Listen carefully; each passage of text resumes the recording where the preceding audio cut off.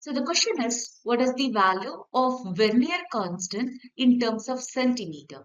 Whereas the number of divisions in a vernier caliper and the main scale division is given in the question. It's known that vernier constant is nothing but the ratio of smallest division in the main scale to the number of division in a vernier scale.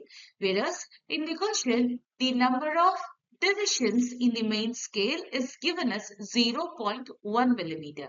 So we can write 0.1 millimeter divided by number of divisions in the vernier scale, which is given as n plus 1 division in the question.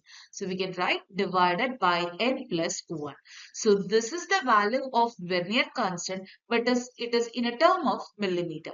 So here we have to convert this in terms of centimeter. So here we can do the calculation as 0.1 times 10 to the power negative 3 divided by n plus 1 in terms of meter.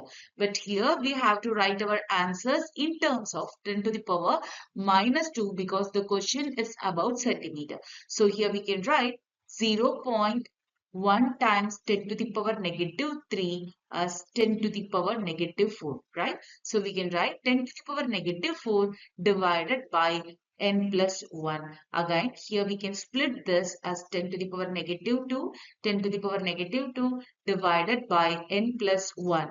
Again, we can write 1 over 10 power 2 times 10 to the power negative 2 divided by n plus 1. Because we have to write our answers in terms of centimeter. For converting this millimeter to centimeter, we have to make this for 10 to the power minus 2.